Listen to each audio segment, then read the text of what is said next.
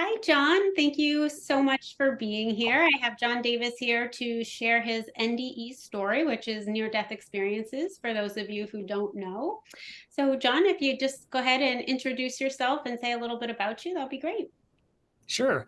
Liz, thank you for inviting me on your show. I always enjoy sharing my story because I think it's so helpful and so hopeful for people. But I'll give you a little bit of background about me. My experience happened when I was 21, so it was a number of years ago. But what the other side did for me, or God, I don't know who did it, but I have total recall, total memory of everything that happened during my near death experience. So even though all these years have passed, I remember it like it was yesterday.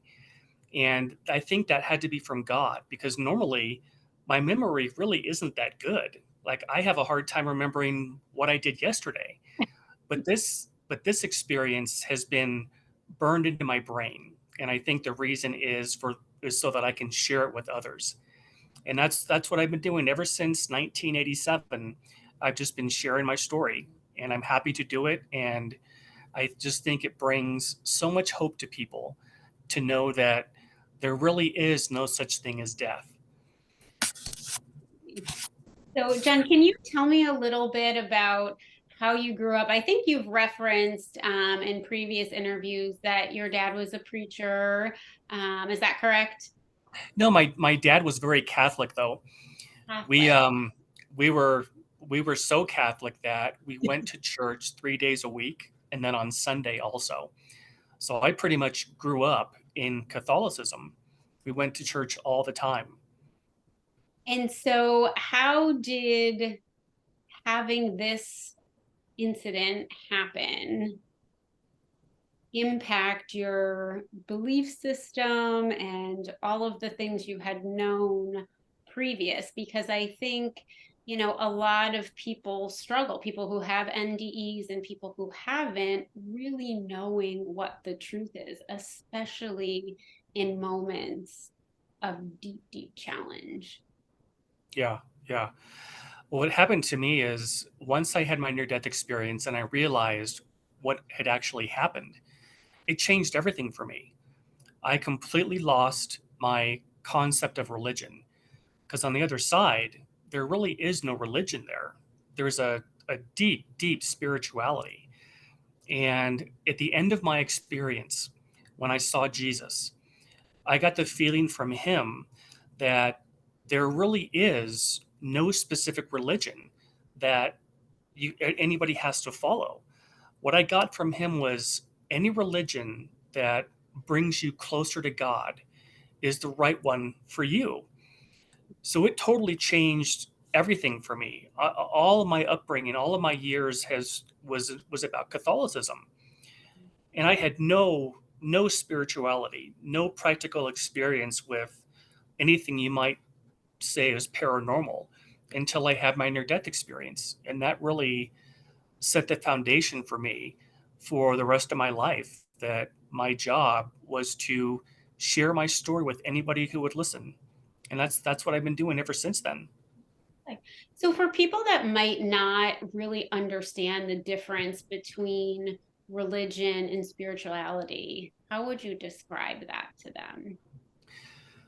I would say that with religion, in my experience, it has always been based on rules and regulations and things that you had to follow in a religion. But when I had my near death experience, I learned that it isn't about that.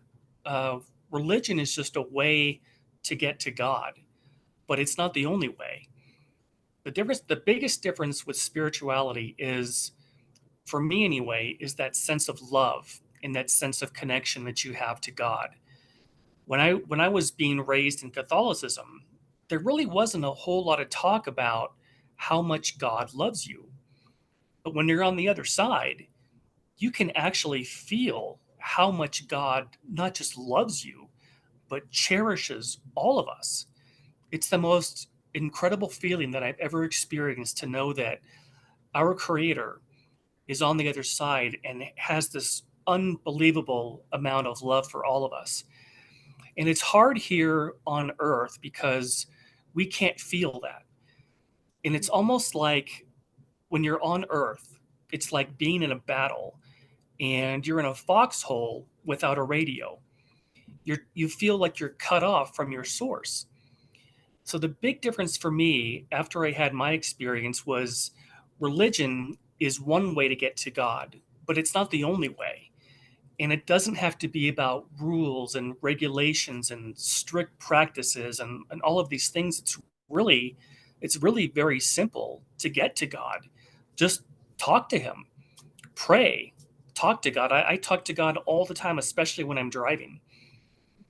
That's so interesting because I was raised Catholic as well, but it never really fit for me. Like it was a thing that we did, but I always felt more comfortable having a private relationship with God, just speaking with him and praying by myself, not out loud. I'm not an out loud prayer unless somebody really is asking me to pray with them. But yeah, that makes a lot of sense. So I appreciate that. Um, Yeah, all right, so take us into your story a little bit about where sure, it sure. all came. Yeah, how this all happened was my dad at the time he was in a sales organization, and he won through a sales contest. He won two mopeds, or what we would call scooters, and we used to ride those all around the neighborhood all the time, especially on the weekends. Well, one weekend I was out and I had an accident and I crashed into a tree. And the way that I landed, I tore the tendons off my right hand and I needed to go in to have surgery. Well, when this whole thing happened, I was only 21 and I had hardly ever spent any time in a hospital. I had never had surgery before. So I really had no idea what to expect. So the day of the surgery arrives, my mom drives me down and I'm in the operating room. And when they go to give me the anesthesia, I had a severe allergic reaction and it stopped my heart. And I was actually clinically dead for 7 minutes. And everything that I saw during my near death experience took place in that 7 minute period of time. But from my perspective, it felt like it was an hour. That's how much information the other side crammed into me. And before I get too much further, I like to tell your audiences or tell audiences where I was in terms of the typical near death experience that you hear about. You know how a lot of people will say that there's some kind of an accident or they die on the operating table and they see themselves floating above their body, and then they become aware of a tunnel. And at the end of the tunnel, there's a white light. And as they start going down this tunnel, they're met by somebody, a loved one, a family member, a parent, a friend, someone who tells them, hey, it's not your time. You have to go back. Well, for some reason, and I still don't know how they did this, but I skipped all of that. And my story begins on the other side of that white light. So here's what happened. The very instant that I died, I could feel my eyes close. The next second, I woke up and I was standing in the most beautiful building I have ever seen. It was made of white, polished marble, absolutely gorgeous. And for your listeners, to give them kind of an idea of what I was seeing, there's a temple in the country of Turkey, and it's called the Temple of Artemis. I think it's Aretmes, Artemis. And it looks almost exactly like the building that I saw on the other side, but much, much bigger. When I was standing there, I looked straight down. This building was a long, long corridor building. It was so long that I could not see the end of it. And on the right hand side of me were these huge marble columns that went all the way down, maybe 20 or 30 feet high and about 6 feet apart, all the way down as far as you could see. In front of me, in the middle of this building, were tables, white marble tables with marble benches on each side of the table, again, going all the way down as far as you could see. and there were two people sitting at every one of these tables. Well, to the left of me, the only way I can describe this is tunnels. Tunnels that had looked like they had been cut out of solid marble, and they had doorways. And these doorways went all the way down, just like the columns did, and these tables did. And these tunnels, um, they were right next to the tables, about maybe 4 or 5 feet away. And here's something that I need to tell people so that they can kind of have an idea of how this all happened for me. Mm. When I was standing in that building looking at everything I was seeing, in my left ear, I heard, "My name is Alan. I'm your spirit guide."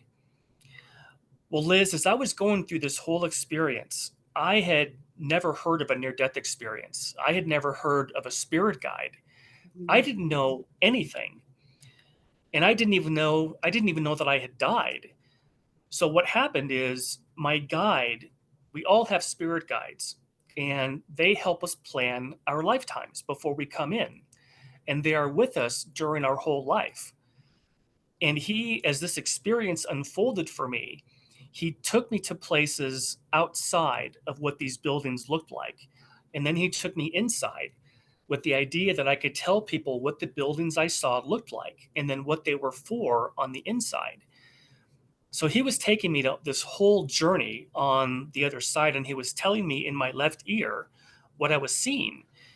And the building that I was standing in is called the Orientation Center. It's the place that a person ends up when they go down that tunnel and walk into the white light when their lifetime is finished. I have a question. So when you're saying the spirit guides are with us through our whole life, for Uh-huh. somebody who hasn't crossed over and they're like, well, where is my spirit guide? I've been praying, I'm not seeing anybody. How do you help them to understand who and where they are when we're earthside and haven't had that experience? If you You know, can. it's yeah, it's that's a really good question. I had never had any spiritual experiences Mhm. before I had my near death experience. But I knew from a little kid that there had to be more than what I was seeing. And something happened for me when I was 11 years old. I remember we went to my great grandmother's funeral. Her name was Grandma Grace, and she was so full of life, a happy woman. Grace. She had she had just a wonderful sense of humor, and she was an extraordinary baker. She made the best gingerbread I've ever had. And I remember we went to her funeral, and back then they put them in caskets. It was an open casket, and everybody at the memorial would get up and walk past her and say their final goodbyes. Well, I was only 11, and I remember going up to the casket and looking at her, and I remember saying to myself, there is no way that everything that she was died. It just can't be. There's got to be more to her life than what I remember seeing her. Death cannot be the end. And that's how this whole process started for me, was knowing that there had to be something more, because everything that she loved, her sense of humor, everything that would made her happy, her joys, everything that has to continue on somehow. And when I had my NDE, that was proof to me that, oh my gosh, there really is some place after we die. And that Earth, everything that we think is important here, this isn't even our home. Earth isn't home for us. The other side is our real home. And we just come here to learn, to experience, to grow, and to help others if we can. So I think it's just a matter of asking that question, is this all there is? Mm. And I think that's the beginning of spirituality. Got it. That's really beautiful. And then if we can get quiet enough and listen for the answer, it You really know what? That's a great point, because every morning I do a 20-minute meditation, and I call it my God time. It's when I talk to God. I tell him all my fears, my worries, my concerns, and just talk to him. And I think that's a good way for all of us to get grounded. It's either you can do it in prayer, you can do it in meditation, but I think that's a great way to get in contact with God. And something that I learned when I was on the other side, everybody over there, whether it's your spirit guide, your parents, friends, they can hear us when we talk to them out loud. So I'm always talking to my wife's dad. He died about 8 years ago, and I'm always talking to him. What I don't know is if they can hear us when we pray. I know God can, but I don't know if our friends and loved ones over there can hear us when we pray, but they hear us when we talk to them. We have to really just target the specific person as opposed to just God or source or whatever it is that people believe in. Each Yeah. time you specifically speak to them, they do hear us. And how do you confirm that? How do you know? So you're over there, you're on the other side with these big tunnels. Yeah. My guide told me. My guide said that we can hear when you talk to us. And I knew that he meant that people on earth, when they talk, the people on the other side can hear them. And I'll tell you something that I try to live my life by. When my father-in-law died, he died 8 years ago. And this is the only time I have ever had any kind of a spiritual experience happen other than my NDE. So we're in the hospital with my father-in-law, my wife's dad, and he crossed from some kind of a liver problem. He died from that. Well, a couple days later, I had a dream about him. He came to me in a dream and he spoke to me and he said, "Everything is going to be okay. We're all going to be together again. Give it everything you've got. And please tell my family I'm okay." And I remember that because I woke up right after that and I wrote it all down. Then I woke up my wife and I said, "Sherry, wake up. I just saw your dad. He's fine." And that was kind of like a validation for me to know that everything that I saw over there is real. Because I get a lot of people contacting me and asking me, "How do you know that your experience was real?" It and they say to me, "How can it be that good over there? How can it be so good?" And I tell them it's better than that. It's better than I can even ever describe because I don't have the language to share how beautiful it really was there. But I just tell them God is real. He is so good. He created this place for us. Some people call it heaven, other people call it the afterlife. They call it the other side. And that's where we go. And it's just been this incredible fascination for me ever since it happened to try to learn as much as I can. So I meditate, pray, and I talk to people all the time, especially in my car. I love that. I love that. Okay, so take us a little bit more into your with your spirit guides and what happens next. Sure. Well, as I was looking at these tunnels, again, they went all the way down as far as I could see, and I knew that these tunnels connected Earth with the other side. And these tunnels are how we get back from Earth back home again. And my guide said, "Look at the next tunnel." So I looked up, and the tunnel that was about 6 feet away, a gentleman was coming through that tunnel.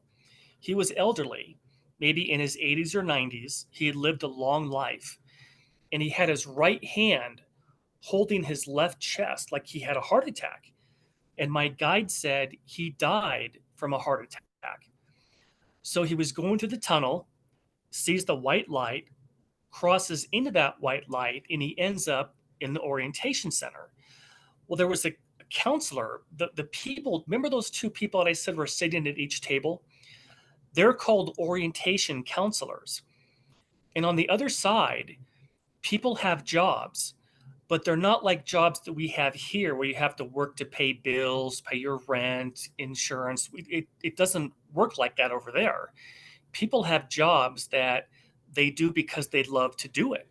they just love it. And the people who were in this orientation center, they're called orientation counselors. And what they do is they greet people who come back from their earth life.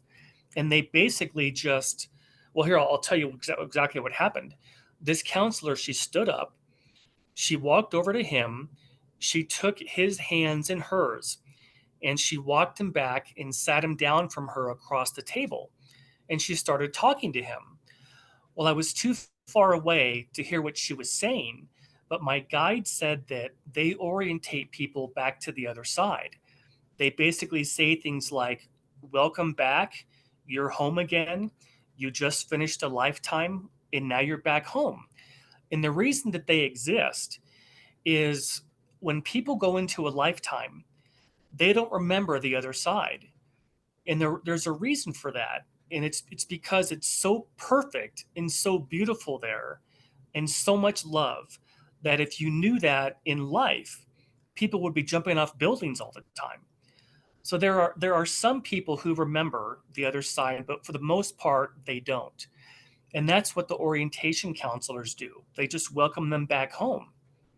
I have a question, John. I think, Yeah.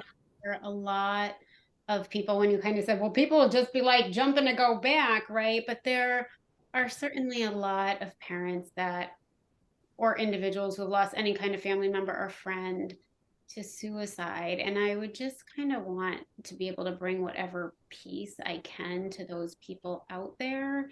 Is there, did you have any experience or gain any knowledge about people who take their lives because Earthside is just too painful for them? Oh, absolutely. Absolutely. I have lost one of my dearest friends to suicide, and I lost one of my cousins to suicide. So it's not new to me at all. And it's just tragic because on the other side, nobody wants us to take our lives. They all want to encourage us to finish your life. But the truth is, Earth is the hardest of all the planets. And we'll talk about that too when I get farther into my story. But it's a very, very hard place to be.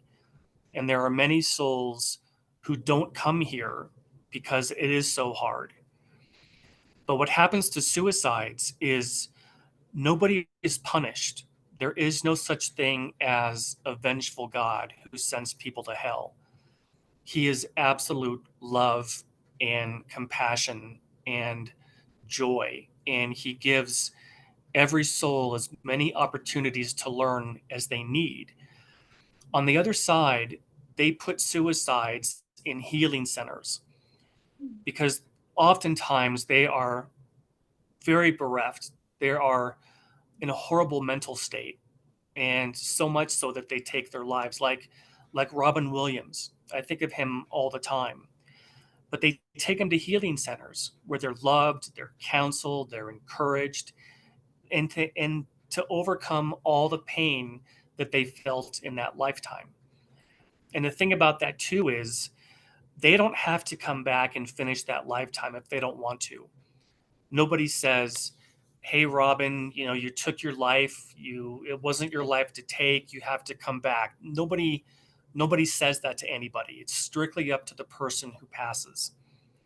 But it's suicide is very sad. Everybody wants to encourage everyone to finish what they came here to do because we all have a reason for being here, and nobody wants to take their life early. And people on the other side just try to encourage others to to stick it out, do your best, and do what my father-in-law said when he said, "Give it everything you've got." That's one of the reasons that we're here. But suicides, if any of your listeners have lost loved ones to suicides, they're fine. They get healed and they're loved. And there's no negative consequences for them whatsoever.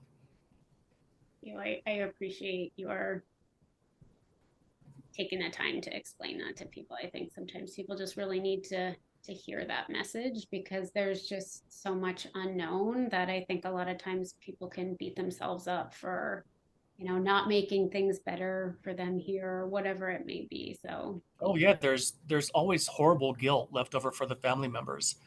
They always think, what could I have done better? Is there something I could have done to, if only I had done this or said that, maybe he wouldn't have taken his life. Or, and that's, I think that's common for all of us, any of us who go through that. When my best friend took his life, I thought, what could I have said? I had horrible guilt, but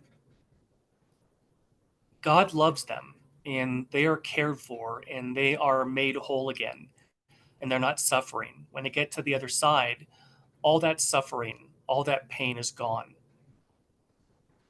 And when the people who've lost a loved one, when they finish their lifetimes, they are reunited with their loved ones. Oh, here's before I forget, I want to share something with your audience that was just so profound for me. So once this counselor was done talking to this gentleman, my guide said to watch him. So as I was watching him, he changed. He changed from a man who was in his 80s or 90s to a man in his late 20s or early 30s. And my guide said, everybody on the other side is in their 30s. And I don't know why that is. It's just that everybody seems to be in their 30s. Even And I people don't that, know. even a child who hasn't gotten to 30 in their, Yes, okay. they become, that's how all of us appear on the other side in our 30s. So this gentleman changed right in front of my eyes from an elderly gentleman into a young man again. And babies who cross over, they age to the age of 30, just like they are on the other side. Well, as he finished and he remembered who he was, he remembered he'd had a lifetime, he was back home again. And here's something that I thought was so remarkable. Because life on earth is so hard here, it's a really big deal when somebody finishes their lifetime. So as this gentleman stood up, he walked off to the right and he walked down 3 steps into what I call the gardens. That's the only thing I could think of it. Just the most beautiful, gorgeous gardens, emerald green grass, flowers and trees, and kind of like an English garden, very manicured, but absolutely beautiful. And everybody who had known this man was there, parents, siblings.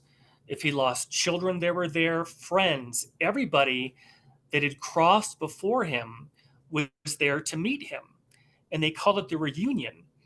And everyone applauds, everyone hugs him, everyone just, it's just an absolutely joyous moment when you have your reunion with everybody because they congratulate you for being brave enough to come here, finishing your life, trying to learn the things that you came here to learn, and now you're back home again. And it was just so neat to see that everybody on the other side really supports us even though we don't feel it here.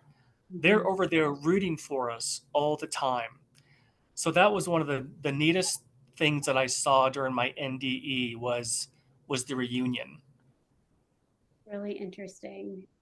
Yeah. All right, keep walking us through. Alrighty. Good stuff. All right. So here's where things started moving pretty quickly. Mhm. My guide took me to a building.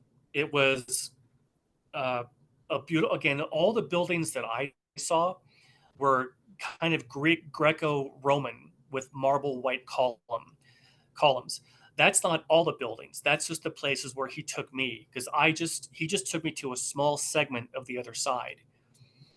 So this building he took me to was a long rectangular building, again made of marble, and it had white marble columns all along the perimeter.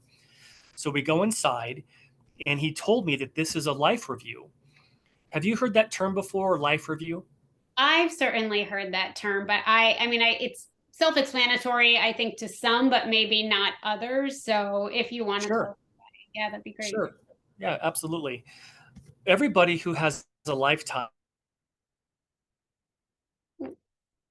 John, are you still there? You kind of went mute and no camera.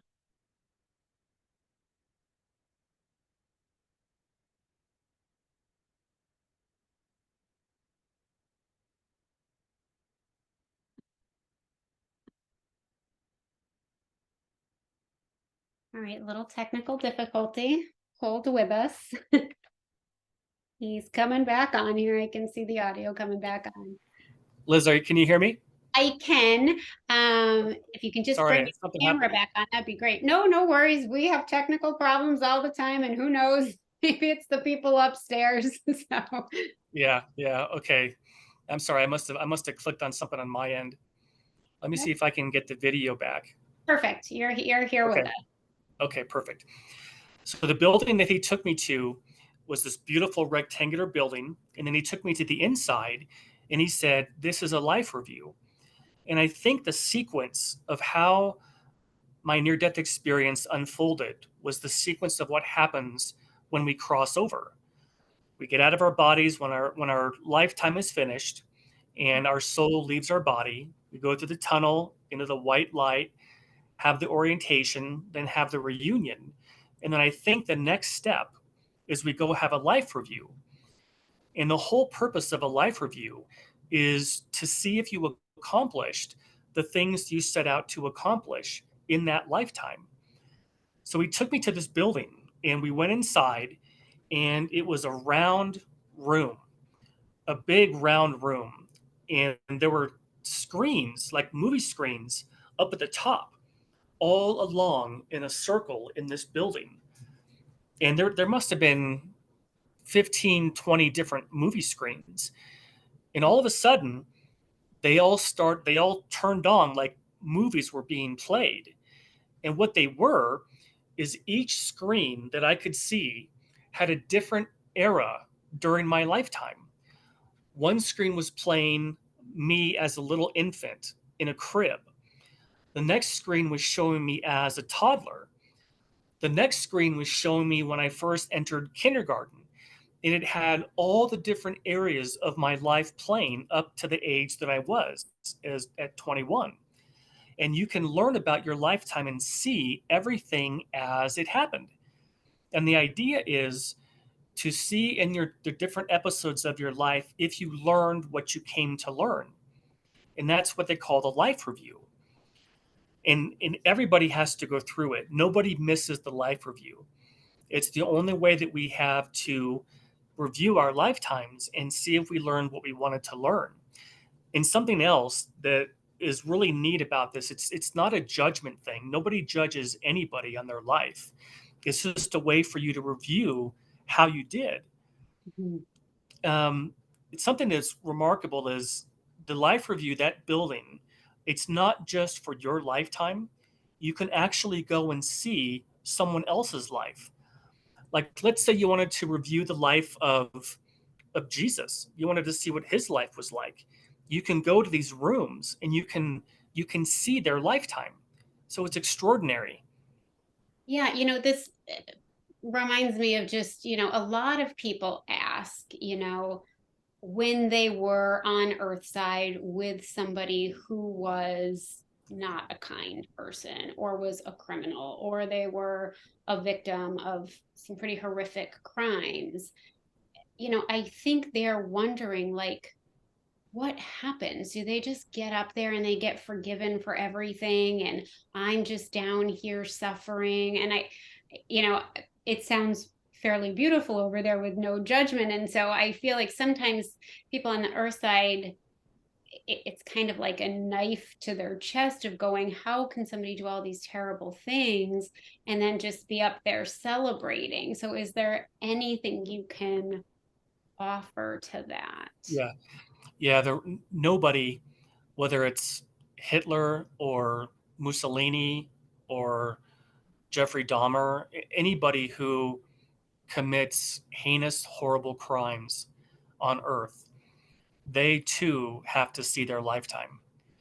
And what happens is not only do they see it, but they feel what their victims felt. And that is probably one of the hardest things a soul ever goes through, is feeling what other people felt when they were being victims of crimes. And I don't know this part for sure, but I was told that if someone doesn't learn from that life review that they had, that they have to come back into another lifetime again and experience what was done to them, because nothing gets by God.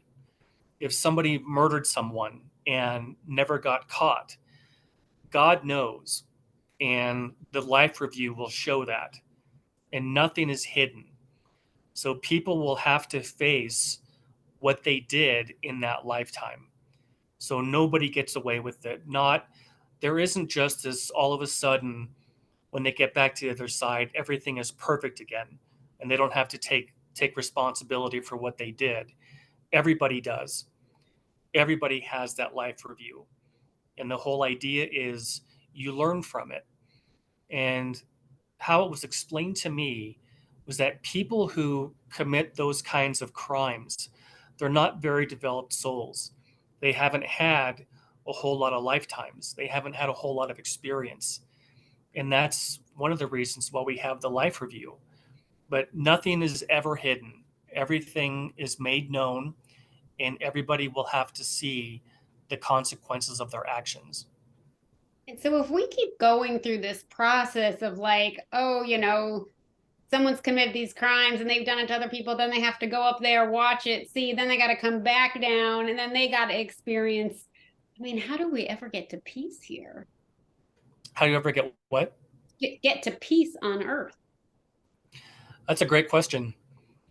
There's a great quote that I just love by, remember Jimi Hendrix? Sure.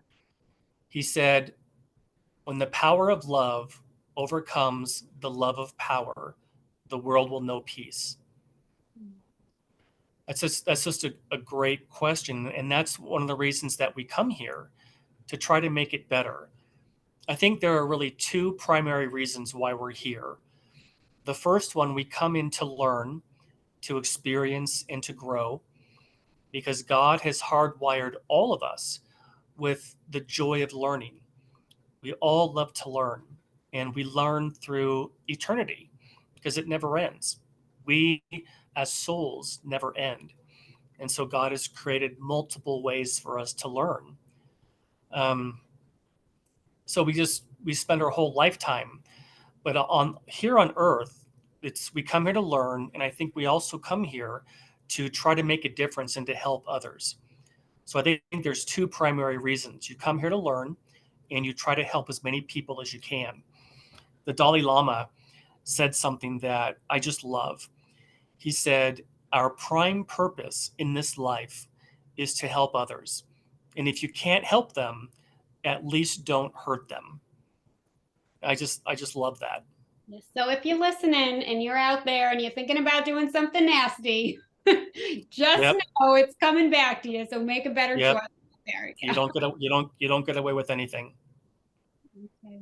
And so there's no purgatory, hell, it's just life review. You didn't see any kind of purgatory or hell or anything like that. No, not at all. And in fact, when I was over there and I could feel God there, it was this feeling that this being that we call God has so much love for us that I don't think that he is capable of creating a hell. I just didn't get that feeling that there's a eternal punishment. It's kind of like being a parent. I never really got that until I had kids of my own. And it would be like me saying to my kids, "All right, you guys screwed up. You shouldn't have done that. I'm going to send you to hell for eternity." A parent doesn't do that. You give your child as many times as they need to learn something. And that's what God does for us. So I just had no sense that this loving, incredible being has the capability of tossing somebody into hell. Because I was raised to believe that if you didn't accept Jesus Christ as your savior when you died, you were sent to hell. That's how I believe. That's how I was raised to believe. And there is no truth to that. God doesn't send anybody to hell. And that was something that was so nice to learn, because it took away all that guilt and all that fear. Because God isn't about fear. He's about love. Mhm. So I'll keep going. Here's something that I think you'll like. The next building he took me to again was rectangular building with marble columns, and something I forgot to mention. Every one of these buildings was enormous in size. They were so big that I can't think of anything on earth that comes close to how big these things were. And this next building was just as big.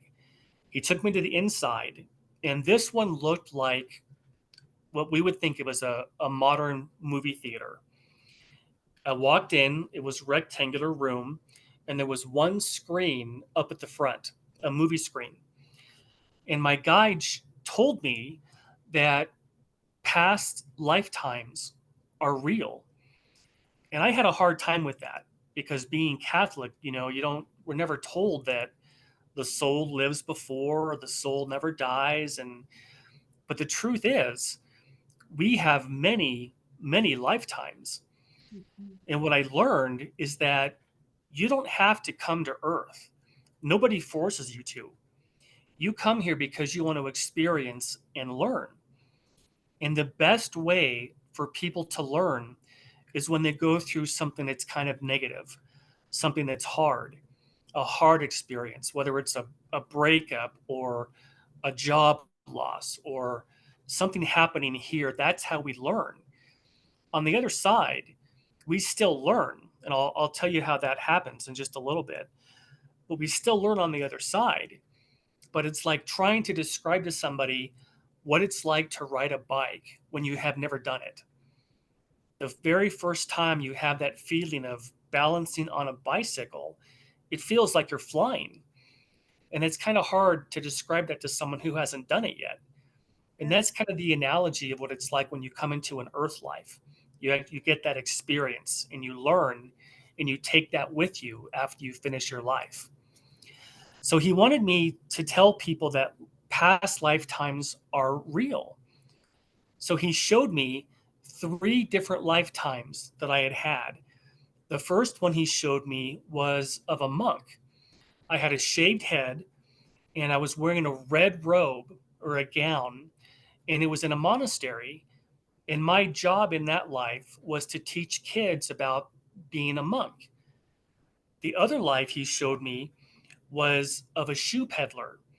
Oh, well, let me before I forget, I had a feeling of where those lifetimes had taken place when I was watching them.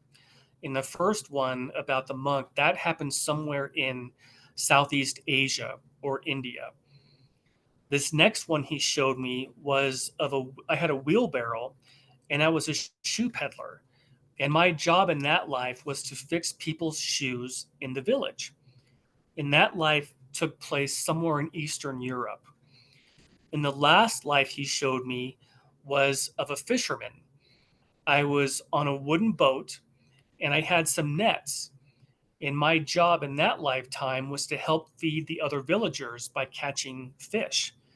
And that lifetime happened somewhere in the Middle East. And so I learned that not only are there multiple ways to learn and to grow, but we also have different lifetimes. And I'll tell you the next part of my story will kind of blow your mind and hopefully give your audiences a whole lot of information about how this whole process works. But that was the life review, then the past life review. The next place he took me to, and this building was unique in terms of how it was structured. It was huge, but it was round. It was a big round building with a big dome on top. Kind of like the Dome on the Rock. I think it's in Israel or Jerusalem. It's a big dome building. And there had white columns all around the circle. And the building was just enormous. And I don't know why this is, but this is where we go when we want to plan a lifetime. We go to this we go to this building with our guides to plan a life. So he took me to the inside and he took me to a table. Again, a beautiful white marble table. And on the table were two scrolls. They looked like papyrus, like Egyptians would write. They looked like that. One had a blue ribbon and the other had a red ribbon. And to this day, I don't know why there were two. I don't know that, but I picked up the one that was had a blue ribbon around it, and I took off the ribbon and I unfolded the scroll on this table. And my guide was telling me that lifetimes aren't random. We actually plan a lifetime. It's kind of like what we do when it's the beginning of a new year. A lot of us will put together New Year's resolutions, and we write them down, what we want to accomplish by when, goals, things like that. Well, that's what we do when we plan a life. We plan what country we're going to live in, what language are we going to learn, who our parents are going to be. All of these things get planned out.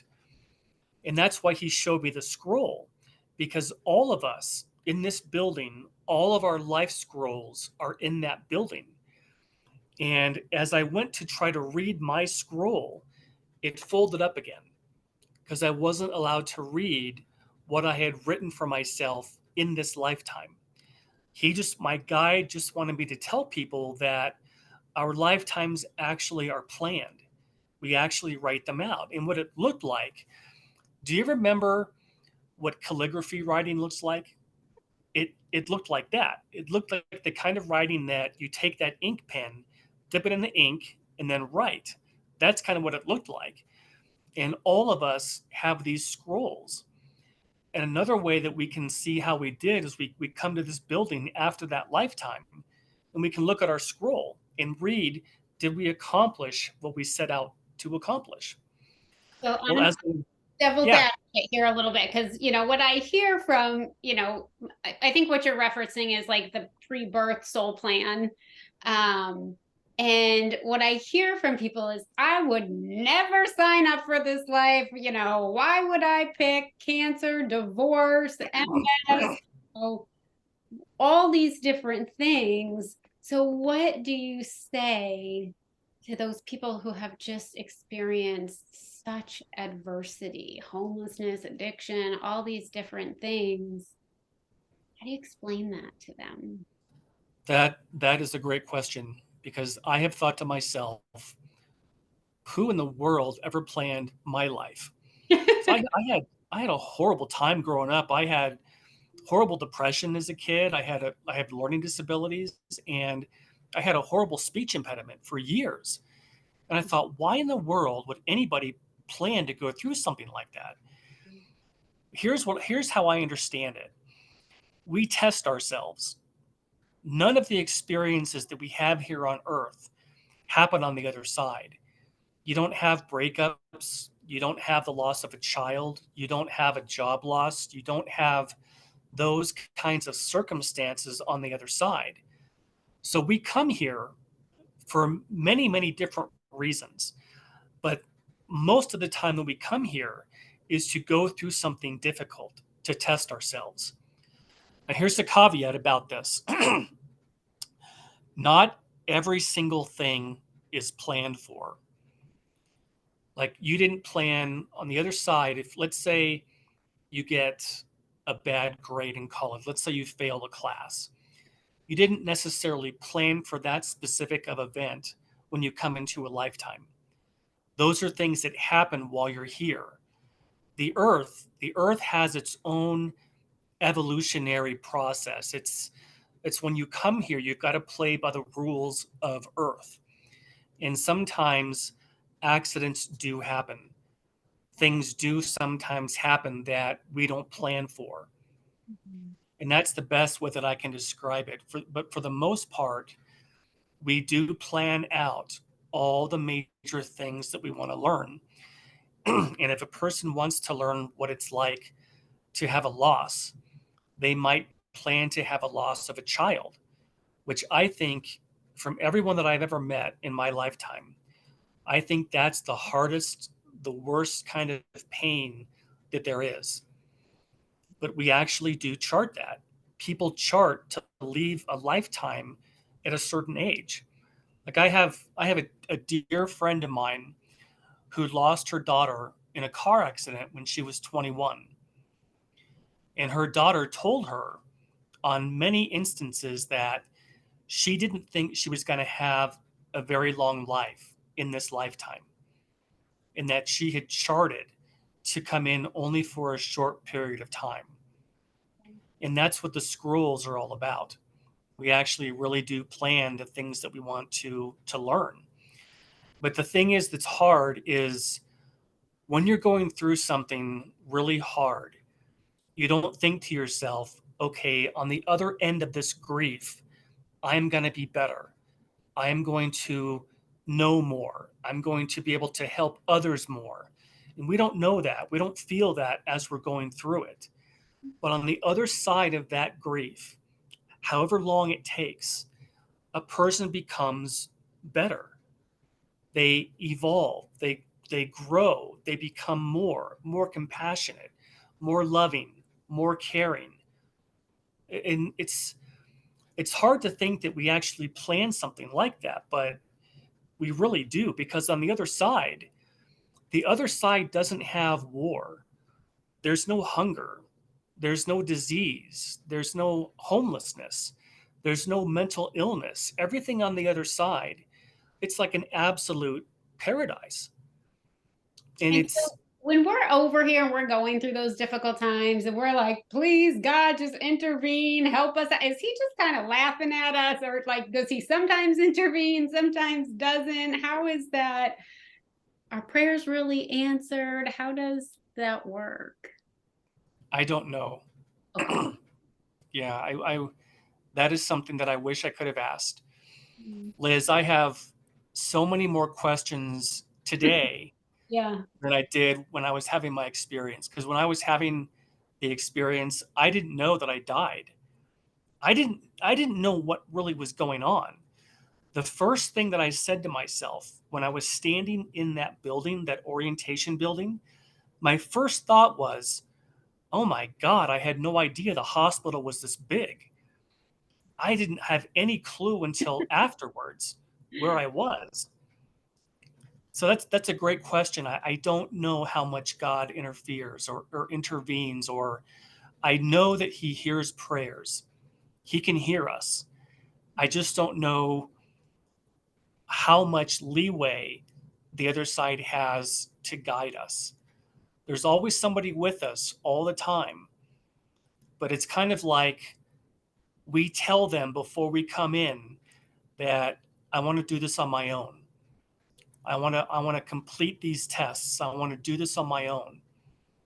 I always want you to be there, but if they always told us what was going to happen, we probably wouldn't learn from it. Does that make sense? Yeah, absolutely. Okay, good. Well, I'll keep going. This oh, here's something I before I forget, I want to tell you. My guide took me to a part of this I'm still in the building that's got that big round dome on top, the circular building. Have you ever heard the term, I'm sure you have, soulmate? Yes. We really do have soulmates. And my guide took me to this area in this building, absolutely huge room full of what looked like Encyclopedia Britannicas. They looked like they were all like kind of purplish maroon color, and they were all on these bookshelves. And my guide took me to my soulmate's book.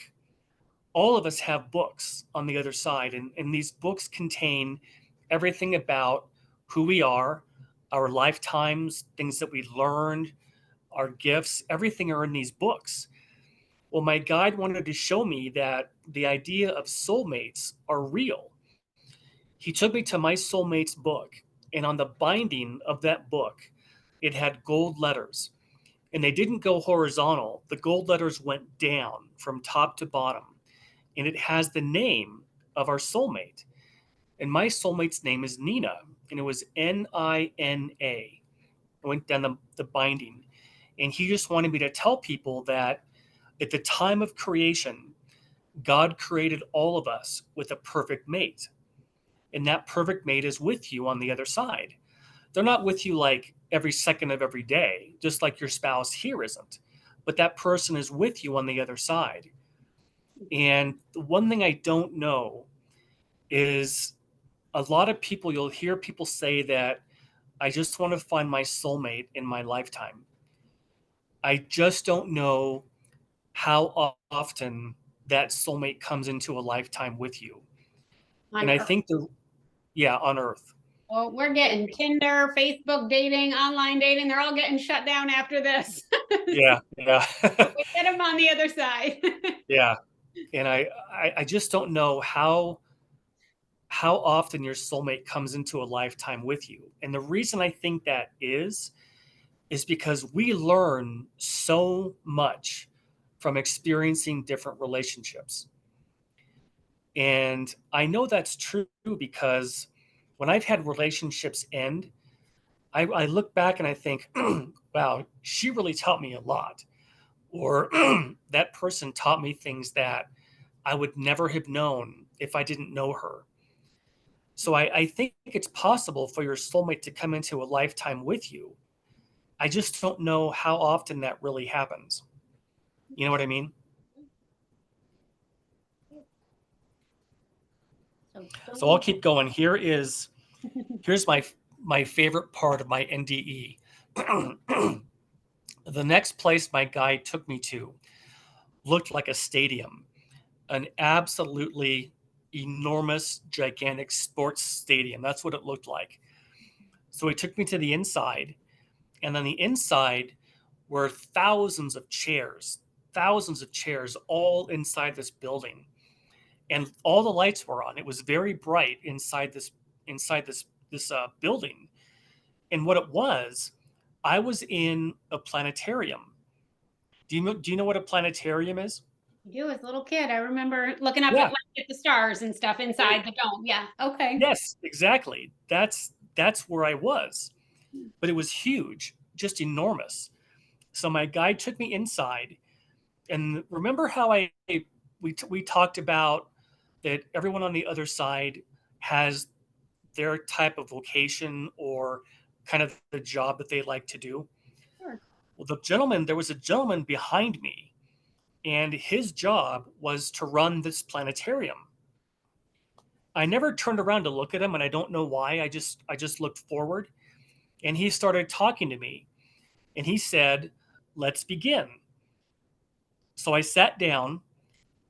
All the lights went off. It was pitch black, and I looked up at the ceiling, and he said, "When you look at the stars, this is what you see."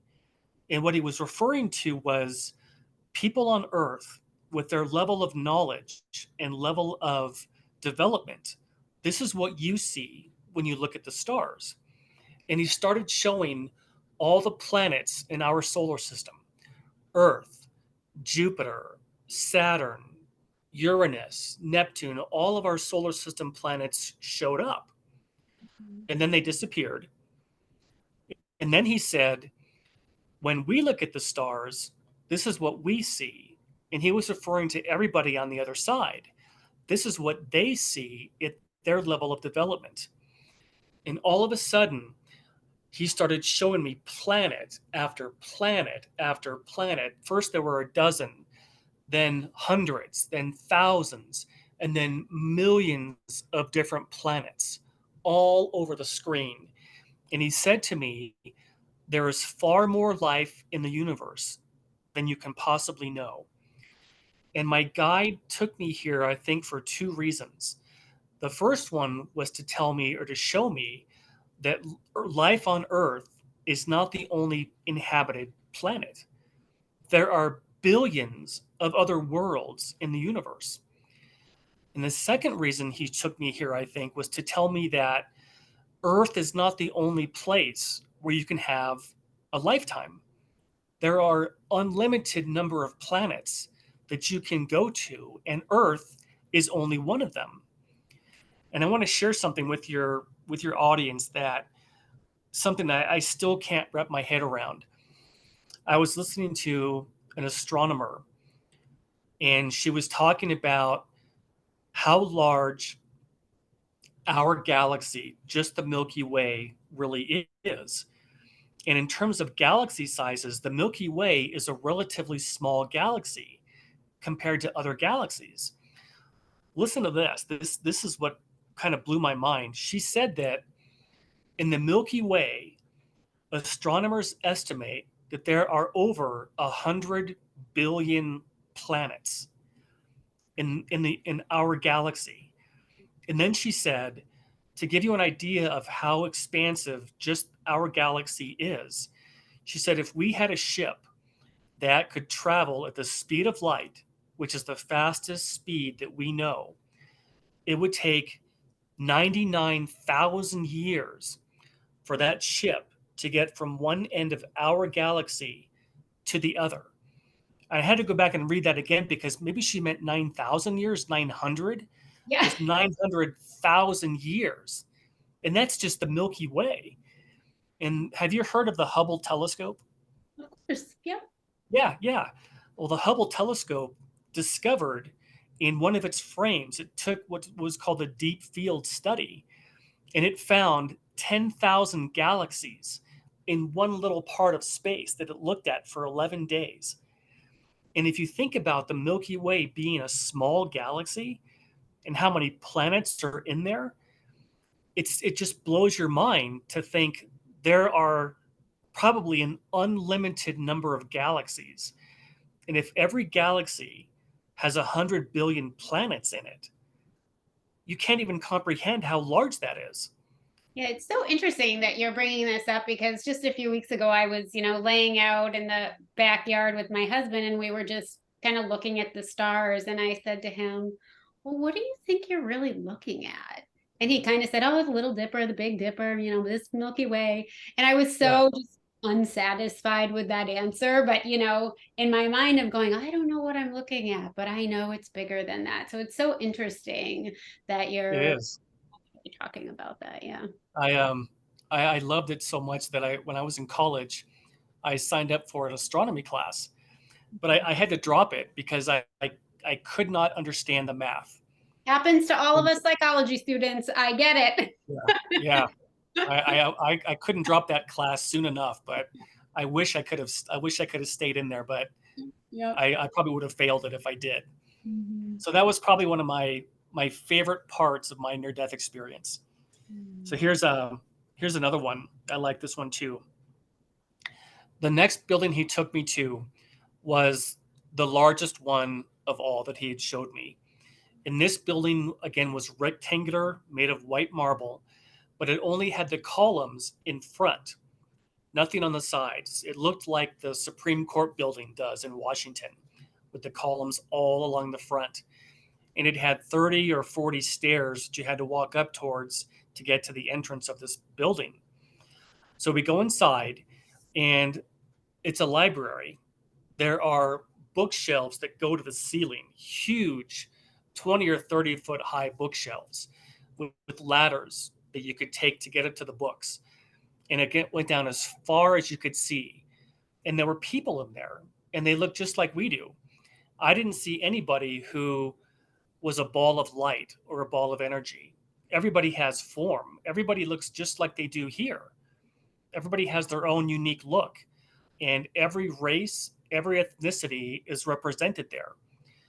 So this was a library, and my guide said that anything that you want to learn, absolutely anything, whether it's about science or music or history, you can go to this library. Well, he took me over on the left-hand side of this library. He took me to the very left-hand side, and there were rooms, and they looked like the size of an average master bedroom. And he took me to one of the rooms, and there was a woman inside of this one room he took me to. Her hair was kind of like yours, but it was jet black, and it went down to her waist. And she had her back to me. She was sitting on a couch, and she was watching what to me looked like a TV. But back in 1987, when this happened, we didn't have flat screen TVs yet. So this TV looked like a flat screen TV mounted on the wall. And my guide told me that she is watching Living History. And he told me to get closer, and she was watching. Well, she was watching it, and to me it looked like a movie, like she was watching a movie. And it was a battle that took place 200 years ago between the Native Americans Plains tribes and the United States cavalry. And I thought to myself, how is it possible that she could be watching history when back 200 years ago we didn't have video, we didn't have any way to record something? And my guide said everything gets recorded. And she was doing research. She wanted to learn about that particular era of Earth's history. So she went to the library, and I don't know how they pull up the different aspects of history to watch a certain era, but she was able to watch a battle that had taken place 200 years ago in Earth's history. And that's something that I cannot wait to get back, because I want to, there are so many things in history that I want to learn about. And Yeah. that's one of the ways that we can learn, is we can actually go in to the library and watch these things as they happen. So can we technically then, when we cross over, watch how people were trying to like change and rewrite history to be truth when it was actually false, like with us, taking certain books out of the school systems and saying certain things happened when they didn't, or government not telling the truth about certain things? That's all recorded as in the truth of how it really happened. Yeah, what actually really happened. Interesting. It's not so much what was written in a history book, because history, whoever writes history is usually the victors. But on the other side, it's real life history, what actually happened. One of the things I want to do is I want to go into one of those rooms when I get back, and I want to review what it was like on D-Day in World War II when the Allies invaded France. That was just such an extraordinary, pivotal time in history. I want to go back and see what that was like for those men. So learning is all the time. And in fact, somebody asked me one time, they said, "Is that all we do on the other side? Just learn?" I said, "No, not at all. Think of the other side as being home. That's our home, and you can do anything. Anything that you love to do on Earth, you can still do over there. Whether it's you like to swim or paint or just visit with friends or hike or take classes, anything that you love to do, you can still do on the other side." And even though God has hardwired all of us, the the fact that we like to learn new things, you don't spend all of your time in classes or in a lifetime. You definitely love to just be on the other side and enjoy being with loved ones.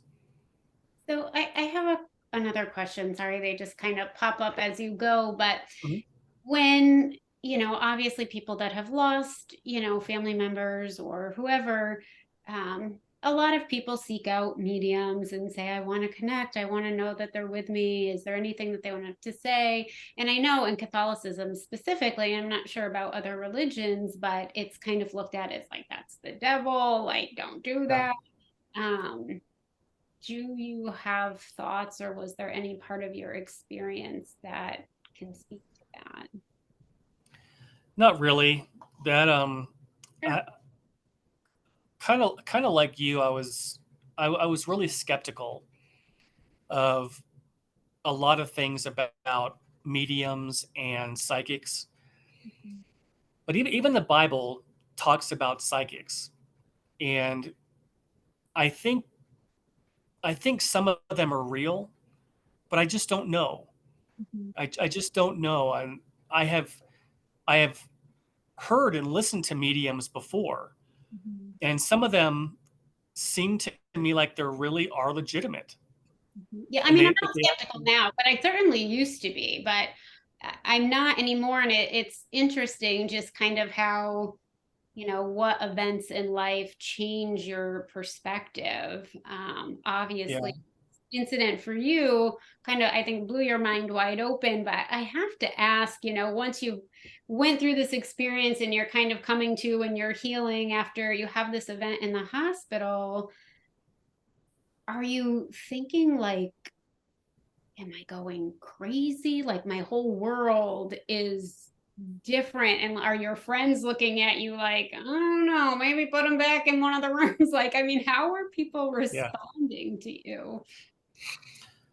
I had no idea what had happened until about a day and a half later. And I told my mom, and my mom is a very spiritual person. And she shared with me, you've probably heard of him. His name is Raymond Moody. Of course, Have yeah. you? Yeah, Raymond Moody. She had his book, I think it was called Life After Life. And I read that book.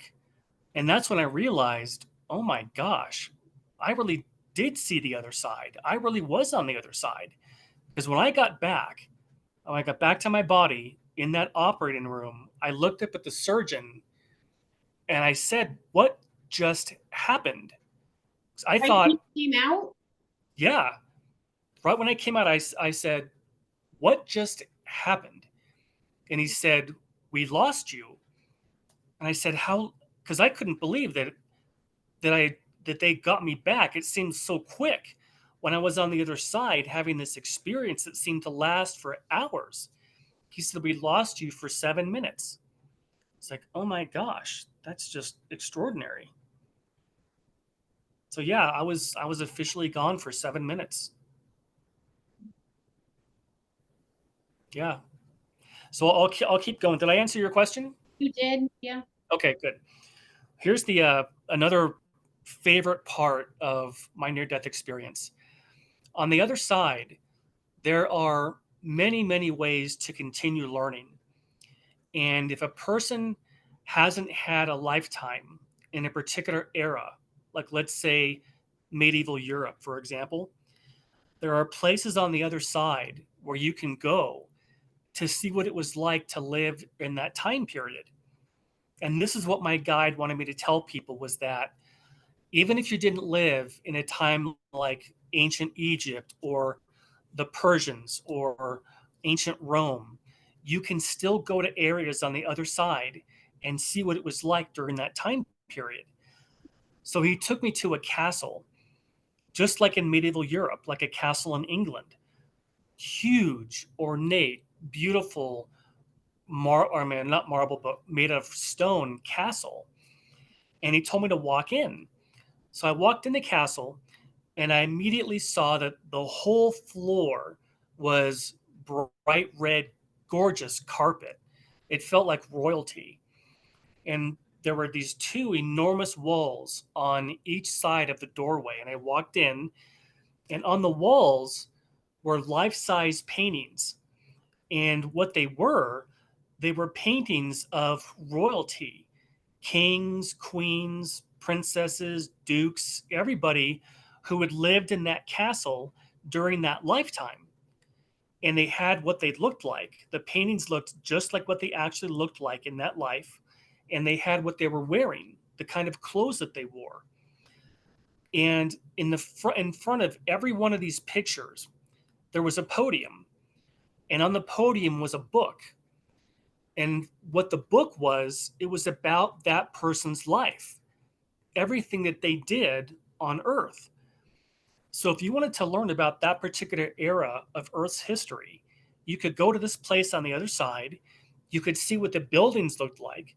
You could go inside to see what the buildings looked like. And then you could also see who the people were and you could read about them. And the book it looked like a Bible. All these books, they were thick.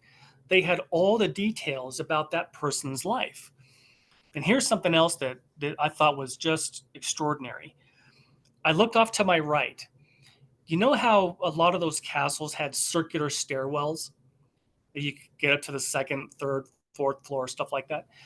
Well, there was a woman who was walking down this stairwell, and her hair was kind of just like yours, that same kind of color.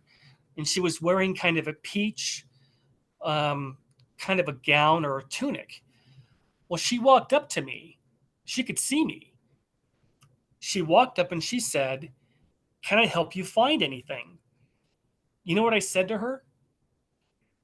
Stupidest thing I could ever imagine. I said to her, "No thanks. I'm just looking." Just like what you said when you walk into a store, and I could have asked this girl, I could have asked her anything, where am I? Who are you? What is this place? I thought I was supposed to have surgery. Yeah. But my guide told me that on the other side, what she loves to do is to be a historian. She loves history and she knows all about that particular era of Earth's history. So if you're on the other side and you wanted to learn about a particular piece of Earth's history, not only could you go to the castle and read about that person's life, but you could talk to one of these people who was like a professor of that time of Earth's history. And I just love that. Because I think all of us love to learn. And it's neat to know that you could go talk to these people and find out everything about a particular time of Earth's history. Very interesting. Isn't it though? Absolutely. Well, here's the last part of my near death experience. My guide took me to a field, the most beautiful, gorgeous meadow with wildflowers and green grass and absolutely beautiful. And then he left, and I was standing in this field by myself. Well, a couple of seconds later, somebody showed up about 2 or 3 feet in front of me, and it was a man. And I got in my head, this is Jesus. And I could see his hands. I could see he was wearing a white robe. He had a golden sash around his waist, and he had gold colored sandals that laced up his calves. When I tried to look at him, he was different than everybody else I saw. There was so much energy and so much light coming out of his face that I couldn't see his features. But he talked to me and he said, "You must tell them there is no death." And the very second he said that, I was boom, right back in my body. Asking And what what's that? asking what happened to the doctors. Exactly. Exactly. And the reason Jesus told me that is he wanted me to tell people that there is no death because the experience that they gave me, it wasn't for me. It was for me to share. And everything that I saw, the way I think of it is like I'm a piece of the jigsaw puzzle. And my piece of the jigsaw puzzle is to share with people what happens at the end of that white light when they walk into it. So I'm just a piece of the puzzle. And I love to hear other people's near death experiences too, because it reminds me of my experience and how much we have to look forward to. And just the knowing that when people leave us, they're not gone. They're just in a different place. And when our lifetime is finished, we get to reunite with them and you never have to lose them again. And one more thing I want to tell your audience. One of the best parts about my experience is that they showed me that our animals also survive bodily death and they make the transition just like we do. So if you had cats or dogs growing up or other animals, they're there when you get back. That's very I cool. just thought that was such an amazing realization that our animals are there too.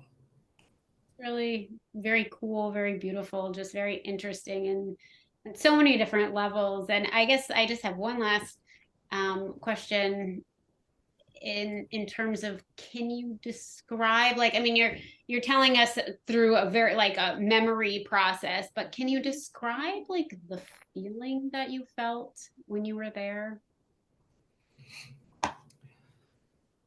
That's a great question. What the feeling that you feel is it's you can feel God.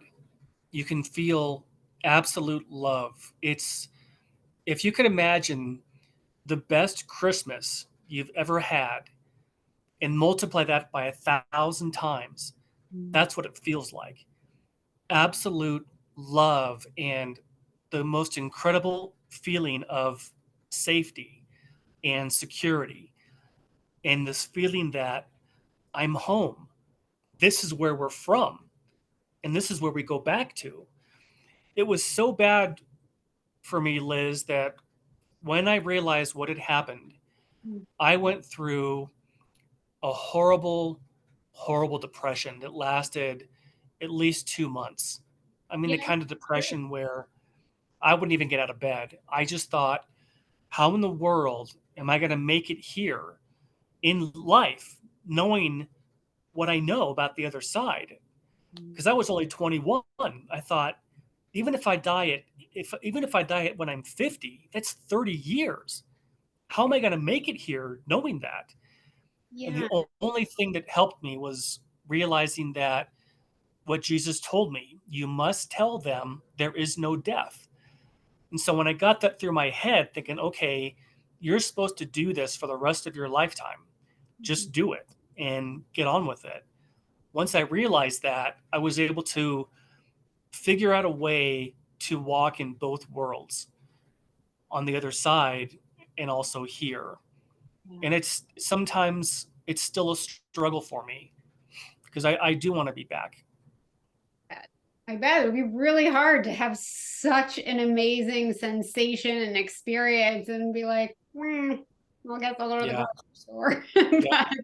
Yeah, exactly. I got to go to the store. I gotta go get some gas. Yeah. But on that point, John, about, especially for the people who have gone through a near-death experience, and, we have these interviews and stories that people share, and there is all this bliss and amazing moments and things that we're so interested in, but there is certainly for people, even ones that didn't have such a complex sense of information that you got, that they are really struggling to integrate back in, like not being able to understand what happened on the other side or their visions or whatever their experience was. So when you were saying, like, I couldn't get out of bed and this was like 2 months, like I didn't know how to function, like, how did you start? Like, what would you tell other NDE individuals that, how did you integrate that and start to move through it?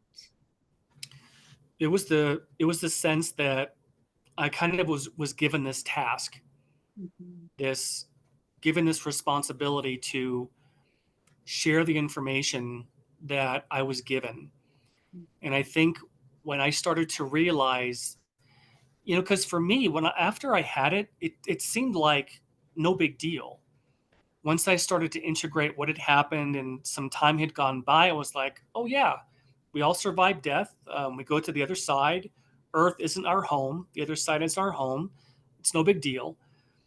But I forget sometimes what it's like for someone to hear my story for the first time, Mhm. because it really is pretty amazing. And Mhm. when I started to realize that, all right, John, this isn't something everybody knows about. You need to be able to share this story. You need to be able to tell people, let them know, because that's what Jesus told me to do. So once I started to realize that, I'm here for the long term. I'm here on earth. You don't get out until you finish your chart. I'm here for as long as it's going to be. I might as well try to do the best that I can and share my story with as many people as I can, because that's why they gave it to me. Mhm. So integrating that into your life, it definitely is hard. But I think what helps is knowing that the information that you have can help others. Well, thank you so much, John. It's just fascinating, and I'm so excited to share this with other people and get the information out there. So, Well, um, thank you so much for having me. yeah, I'm sure I'll have much more questions, and I apologize. I meant to do this at the beginning, but if you can, let us know your email so people can Oh, reach you. that's right. I'm sorry. Yeah, I forgot. Anybody can contact me anytime they want. I'm happy to answer people's questions, or if they just want to talk, that's fine. They can reach me at it's John jdavis65 at icloud.com. Wonderful. Thank you. And certainly feel free to post questions in the comments. We'll try to get them answered. If, we need to help send them over, I'm happy to do that as well. So I really appreciate it. Fantastic. Thank you so much. All right, Liz, great to meet you. You too. Take care.